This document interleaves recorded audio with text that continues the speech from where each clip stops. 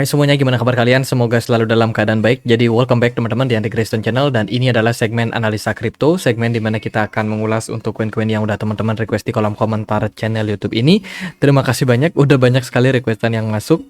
Satu persatu kita akan coba bahas. Hari ini kita akan membahas untuk dua project, yaitu Starknet yang udah turun sekitar 84% ya dari pertama kali dia listing, dan juga kita akan mengulas tentang Near Protocol. Oke, kita masuk ke pembahasannya. Nah, buat teman-teman yang mungkin pengen untuk dibahas koin-koin yang menarik ya, atau mungkin teman-teman ada satu incar koin apa teman-teman pengen dibahas, bisa langsung tulis di kolom komentar channel YouTube ini. Tapi mohon maaf kalau nggak bisa langsung dibahas karena antriannya panjang banget teman-teman. Jadi sebelumnya aku mau forward satu campaign, datangnya dari Gate.io. Jadi Gate.io startup membagikan token secara gratis ya bagi teman-teman. Nah, syaratnya adalah teman-teman menyelesaikan KYC tahap kedua. Kemudian teman-teman wajib punya aset di market spot sekitar 10 USD.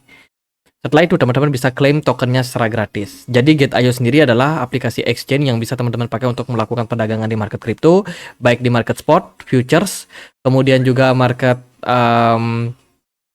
option. Lalu ada beberapa fitur-fitur lain seperti fitur staking atau fitur earn, ataupun teman-teman juga bisa ikutin beberapa campaign seperti startup, dan juga ada juga misi-misi startup yang bisa teman-teman ikutin. Nah, saat ini Gate.io lagi bagiin airdrop berupa Toshi token. Toshi token ini token-token kecil lah, market cap-nya kecil, dan bagi teman-teman yang sudah punya aset di Gate.io, teman-teman bisa klaim nanti tokennya secara gratis. Gitu. Jadi untuk klaimnya syaratnya adalah melakukan KYC, daftar dulu ya, link pendaftarannya ada di kolom deskripsi. Kemudian deposit, hold aset sekitar $10 saja. Gitu. Jadi ada banyak sekali project-project startup yang bisa teman-teman menangkan dan klaim tokennya gratis. Ada Conet, ada Saycoin, ada juga Cat, ada juga Tokai, dan masih banyak token-token ini. Cara klaimnya gimana? Teman-teman klik yang di sini. 0 gratis klaim. Teman-teman klik yang klaim, kemudian centang, kemudian klaim secara gratis. Berhasil berlangganan. Nah, itu berarti teman-teman sudah berhasil untuk klaim tokennya secara gratis. Nah, selain bisa klaim token gratis ini, nah ini juga teman-teman aku bisa klaim Saycoin ya. Klik klaim semuanya. Nah, ini aku sudah berhasil berlangganan untuk Saycoin. Gitu. Jadi caranya sangat-sangat gampang. Ada juga tugas startup. Buat teman-teman yang pengen dapetin project-project token secara gratis, bisa juga ikutin airdropnya di startup. Nanti di sini teman-teman diminta untuk melakukan kegiatan-kegiatan kayak garap airdrop pada umumnya lah. Jadi seperti follow akun Twitter, ya kan, follow Facebooknya, ataupun juga ada beberapa page atau postingan yang teman-teman mesti like. Nah, itu teman-teman ikutin aja untuk teman-teman bisa menangin token airdropnya secara gratis. Oke, langsung kita masuk ke pembahasannya dari Starknet. Hari ini Starknet diperdagangkan di kisaran level 5.600 rupiah. Marketnya udah drop cukup parah. Starknet ini adalah salah satu project layer kedua dari Ethereum yang lebih banyak berfokus di jaringan gaming dan juga DeFi. Kalau kita lihat dari maksimum supply token ini ada di 10 miliar. Sementara yang beredar sekarang baru 1,6 miliar, tapi harganya drop lumayan signifikan. Nah, sebagai project layer kedua, biasanya Starknet ini punya keunggulan sebagai seperti fee transaksi yang cenderung murah, kemudian ekosistem dan juga jaringan Ethereum yang memang sudah besar ya. Dan kalau kita lihat dari ekosistem Starknet itu luar biasa besar, teman-teman. Jadi bisa dibilang pengembangan jaringan ekosistem yang dimiliki itu besar banget, khususnya di dunia project gaming ya. Ini project gaming yang memang disupport langsung oleh Starknet. Tapi ada beberapa kasus yang teman-teman wajib tahu. Kenapa harga dari Starknet ini bisa dibilang nyungsep. Yang pertama adalah terkait dengan airdrop. Banyak orang yang mengkritisi karena jumlah token airdrop yang dibagikan oleh Starknet itu lumayan gede. Dan distribusinya itu beruntun atau tidak dikasih jeda yang cukup panjang, sehingga menyebabkan banyak orang yang cukup antusias terhadap airdropnya namun tidak pegang tokennya dengan waktu yang lama. Teman-teman, ada airdrop kemarin sekitar 700 juta token Starknet ya yang sudah berlalu, dan akhirnya karena distribusi yang bisa dibilang terlalu banyak, teman-teman, tanpa adanya apa ya, jeda gitu. Jadi harusnya sih distribusi airdrop itu dibagikan secara bertahap sehingga bisa meminimalisir dump yang terjadi pada token. Namun ini Starknet terlalu frontal ya ngasih apa namanya airdrop yang cukup besar. Mungkin teman-teman kemarin ada yang sempat garap dan sempat jual di harga tinggi. Nah, itu congrats buat kalian. Namun yang sialnya adalah investor-investor Starknet yang memang beli ketika harganya turun dan makin lama makin turun, teman-teman. Ada sekitar 100.000 dompet individu yang telah mengklaim tokennya. Namun tidak semua peserta ekosistem ini senang dengan alokasi komunitas yang terjadi kemarin. Itu dan menyebabkan ya penurunan harga lah bisa dibilang dari harga Starknet itu. Nah, tidak berlangsung lama, ada pengumuman terkait dengan pengunduran diri dari salah satu founder ya dari Starknet atau pendiri Starknet di fase awalnya, teman-teman. Nah, pengunduran diri tersebut itu bikin bisa dibilang kepercayaan orang terhadap project Starknet ini semakin lama semakin menurun. Dan alhasil harga Starknet makin lama makin drop. Ya, memang sih semua altcoin rata-rata turun ya pada perdagangan sejak bulan Maret sampai bulan Agustus ini. Tapi Starknet ini bisa dibilang parah turunnya karena memang beberapa sentimen dari internal project ini. Gitu. Jadi CEO-nya mundur, step down. Ya meskipun dia sudah membangun projectnya dengan sangat baik di awal, namun karena pendistribusian airdrop yang bikin harganya drop dan memang harus mengundurkan diri, teman-teman. Sehingga ya penggantinya yaitu adalah tim yang juga sudah lama di Starknet itu akhirnya mengambil alih CEO, posisi CEO gitu, teman-teman. Jadi karena kontroversi tersebut ini berimpact sama harga dari Starknet sendiri. Itu hal yang teman-teman wajib untuk perhatikan ya. Selain itu juga salah satu protokol di jaringan Starknet namanya adalah ZKX protokol itu dikabarkan stop, teman-teman, atau berhenti beroperasi ya. Protokol ini merupakan salah satu protokol DeFi di jaringan dari Starknet yang akhirnya mundur karena jumlah trading volume ya itu kecil banget ya.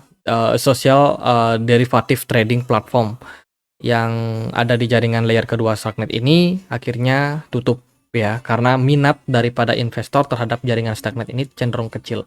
Mungkin juga disebabkan karena kalah saing dengan jaringan layer kedua yang lain kayak ada Optimism, ada Arbitrum dan kawan-kawannya.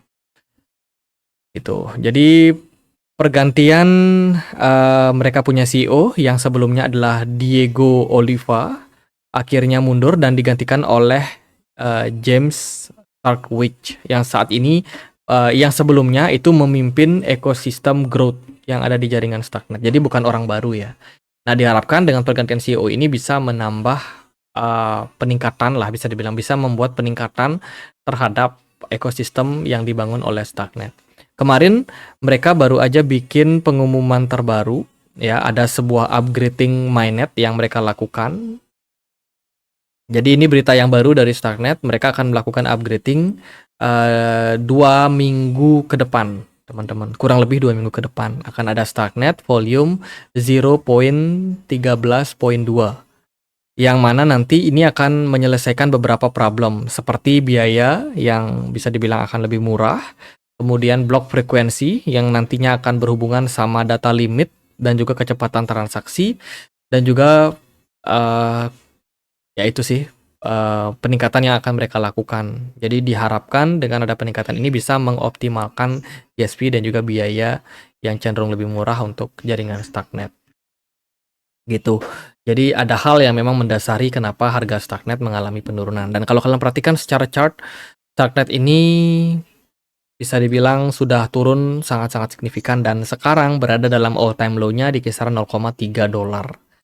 Gitu, teman-teman. Sementara aku sendiri masih pengen untuk mendapatkan indikasi yang cukup baik untuk pergerakan harga Starknet ke depan. Secara teknikal di time frame daily kita bisa melihat adanya indikasi pergerakan bullish divergence. Namun bullish divergence ini belum sama sekali memberikan impact terhadap kenaikan dari harga Starknet. Starknet masih di bawah turun dan kemungkinan masih akan berpeluang untuk membuat level support yang lebih baru, teman-teman, atau level support yang ada di bawah dari level support saat ini. Jadi sementara karena kondisi market belum memungkinkan dan juga belum terlalu menarik, saya sendiri belum bisa untuk melihat kapan Starknet ini akan segera berbalik arah. Itu indikasinya cuma kita bisa temukan dari MACD yang udah mulai naik, namun ini belum terjadi peningkatan harga yang signifikan. Artinya market saat ini memang dalam posisi yang masih dalam tekanan. Jika kita melihat dari time frame yang lebih kecil, pergerakan Starknet beberapa kali ketahan di area 0,337, menunjukkan bahwa level tersebut merupakan level support yang lumayan kuat untuk Starknet. Sementara sih dari buyer sendiri belum terlalu interesting. Jadi kalau teman-teman ada planning untuk masuk ke Starknet, saya rasa di harga saat ini kita belum mendapatkan konfirmasi. Jadi cukup berisiko kalau teman-teman mau masuk. Gitu. Sampai kapan dia turun? Ya mungkin menunggu sampai pengumuman Fed memangkas suku bunga. Atau kalau yang mau lebih lama lagi, tunggu konfirmasi ketika Donald Trump benar-benar maju. Karena berita terbarunya Kamala Harris, salah satu calon presiden ya, itu pengen mengangkat Gary Gensler, tokoh pemimpin SEC itu ya, yang akan berpeluang menjadi Menteri Keuangan. Kalau dia sampai naik jadi Menteri Keuangan itu parah banget untuk altcoin. Itu makanya ya saya rasa sentimen tersebut perlu untuk digarisbawahi sebagai sentimen yang penting.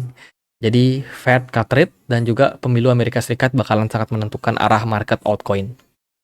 Next kita akan bahas tentang Near Protocol. Nah ini Near Protocol saat ini diperdagangkan di kisaran level 4,1 dolar. Berada di peringkat 20 di CMC, merupakan salah satu project dengan market kapitalisasi yang cukup besar, teman-teman. Dan bisa dibilang project yang cukup mapan sampai saat ini. Itu ada beberapa berita yang bagus untuk Near Protocol. Yang pertama adalah kemarin di bulan Juli, akhirnya Grayscale mengumumkan beberapa produk pilihan mereka. Ada Near, Render, Fill, kemudian LPT, dan juga Tau yang dipilih dalam sebuah produk gitu teman-teman. Produk newest private placement investment product yang dibikin oleh Grayscale. Ini menunjukkan bahwa Grayscale sudah melakukan pengujian, sudah melakukan research terkait dengan proyek-proyek tersebut, dan bisa dibilang ini salah satu proyek decentralized AI fund yang dibikin, dan juga mengindikasikan memang Near Protocol merupakan sebuah proyek yang menarik untuk Grayscale. Itu jadi ini adalah berita yang bagus.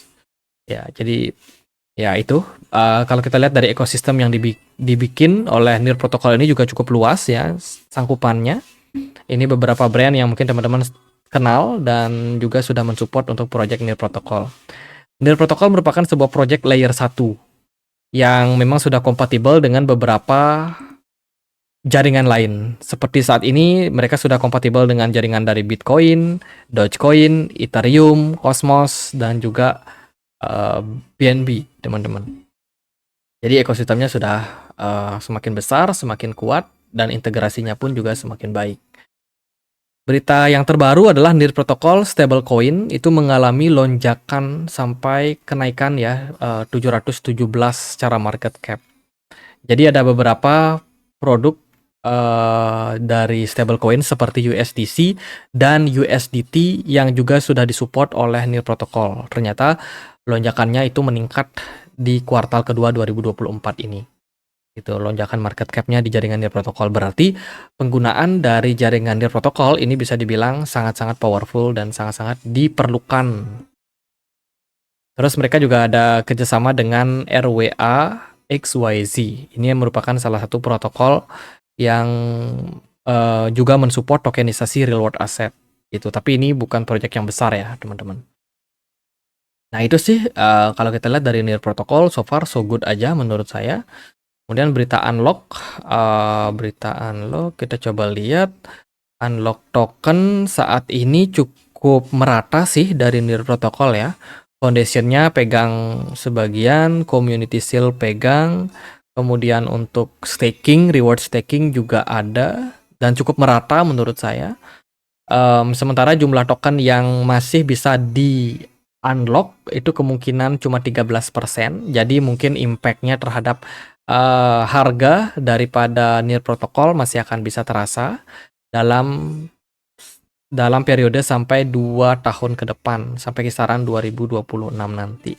Artinya jumlah dari NIR Protocol ini makin lama makin meningkat ya. Gitu. Jadi kurang lebih seperti itu. Kalau kita lihat dari price action, NIR Protocol so far kemarin sempat mengalami kenaikan ya. Kita terakhir kali bahas NIR Protocol itu di bulan Maret kalau nggak salah. Dan waktu itu momentumnya sangat-sangat bagus untuk NIR Protocol mampu meningkat lebih tinggi daripada harga saat ini. Karena kemarin mereka itu sempat naik sampai di atas level 5,9 dolar yang merupakan level resistance kuat. Tapi sayang disayang market udah keburu bearish di bulan Maret tersebut. Marketnya justru malah turun, tertekan dan menyebabkan harga NIR Protocol juga ikutan drop, teman-teman. Dan saat ini NIR Protocol sudah turun di bawah level 5,9 dolar yang menurut saya merupakan sebuah level resistance yang kuat untuk posisi saat ini. Ya, dan secara pergerakan jangka pendeknya NIR Protocol punya volume transaksi yang cenderung turun. Smart money belum terlalu strong untuk posisi saat ini, teman-teman. Ya, jadi smart money-nya so far kecil banget di market, mengindikasikan memang minat dari pasar terhadap altcoin masih cenderung rendah untuk saat ini. Dan NIR Protocol punya level support di kisaran 2,9 dolar sebagai level support yang kuat. Saat ini kan posisinya berada di kisaran level 4 dolar. Jadi so far kalau teman-teman mau akumulasi, mungkin lebih baik tunggu di kisaran level 3 dolar pas ya untuk melakukan akumulasi. Siapa tahu masih dapat kesempatan untuk dapat di harga murah tersebut. Kalau secara pergerakan belum ada indikasi pembalikan arah juga sih dari NIR Protocol. Jadi ibaratnya posisi sekarang kita masih flat sideways saja. Ini merupakan salah satu project dengan fundamental yang bagus. Kalau teman-teman memang mau planning di CA, ya berharap harganya menguat, ya saya rasa masih memungkinkan, teman-teman. Ya paling gitu aja sih buat pembahasan kali ini. Ekspektasinya adalah market mulai recover di bulan September. Semoga memang benar-benar terrealisasi dan ya altcoin bisa mendapatkan momentum kembali untuk bikin investornya cuan. Karena kalau kita lihat ini situasinya benar-benar kurang begitu bagus ya. Oke, gitu aja paling buat pembahasan kali ini. Semoga videonya bisa bermanfaat. Bila mana ada pertanyaan lain, ada koin lain buat dibahas, teman-teman bisa langsung tulis di kolom komentar channel YouTube ini. Sekian aja. Akhir kata saya Andre, makasih.